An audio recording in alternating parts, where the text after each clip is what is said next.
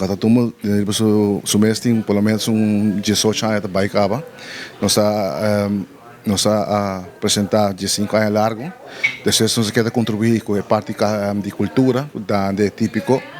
E aí que se vai acercar para a Gion, para projeto de Gion, onde o Catatumbo está grava junto com a Gion. Pois é, isso é projeto onde ela canta junto com Cáceres, venezuelano. Então, no momento que ela acerca para a história rata, assim que já ela forma parte de Catatumbo do ano passado, e dando praticamente ela começa como gaita e também composição várias canções de Catatumbo que ela fez do ano passado. Então, no momento que ela acerca a minha persona, é um honor para nós como Catatumbo e também pele para formar parte da sexta basta aia. Assim que executar full projeto de sonho. A canção está a Volver Cas. É também o canto de uma pessoa de casa que chamado que vive na Holanda.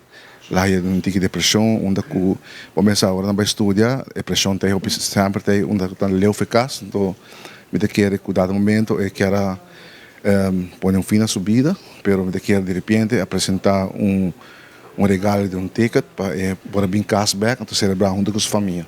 A canção agora lançar acaba, está em casa de emissora na Caba. E me quer que se vai para YouTube mesmo, tem quase 41 mil views também acaba. Me quer agora bom aceitar para a gente do povo e Aruba só, mas internacionalmente também.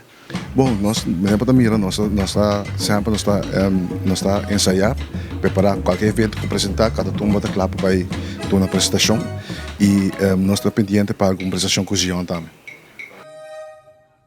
Aqui era nosso diretor musical, Jorge Faro, que é por certo, é a pessoa que está engajada com o grupo, também Junior Faro, foi entregante e também na segura moderna, que é a trobe, a pôr confiança em Catatumbo para o vestuário e na tour que por a dar granito nessa aqui, nós estamos dando de coração e me quer com videoclipe que está dando uma acolhida mais grande.